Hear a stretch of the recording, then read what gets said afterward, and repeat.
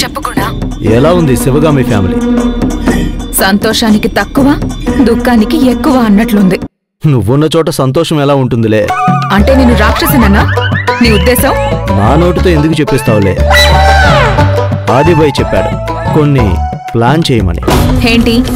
ఆదిబాయ్ శివగామి కూతురు భవానీని స్కూల్కు రానివ్వకుండా ఉండటం కోసం ఫీజు కడితేనే రావాలని నోటీస్ ఇచ్చాడంట. అవునా? సూపర్. ఇప్పుడు శివగామి పూర్తి ఫీజు కడితే కానీ భవానీని స్కూల్కి రానివ్వరన్నమాట. అవును, అంతే కదా. ఆదిబాయ్ అక్కడ ఏం జరుగుతుందో తెలుసుకోమన్నాడు. ఆ విషయం ఇంకా శివగామికి తెలిసినట్టు లేదు. తెలిస్తే వెంటనే రియాక్ట్ అవుతుంది. సరే, నువ్వు జాగ్రత్తగా ఫాలో అవ్వు. శివగామి ఏ స్టెప్ వేస్తుందో చెప్పు. నేనేం చేయాలో నేను ప్లాన్ చేసుకుంటాను. సరే, అలాగే. ఇంకో విషయం, నువ్వు నాకు టచ్లో ఉన్న విషయం శివగామికి తెలియకూడదు. తెలిస్తే ఏమవుతుంది? నీ ఇంట్లో నుంచి వెళ్ళిపోతుంది.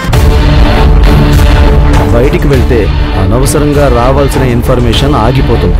అవును, అది కరెక్టే. మన దగ్గరే ఉంటే మెత్తగా మనకు కావలసినట్లు ఆడించొచ్చు.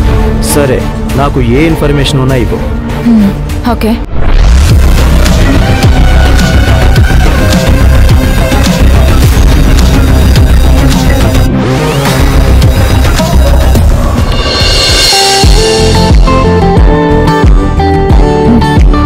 తీసుకో.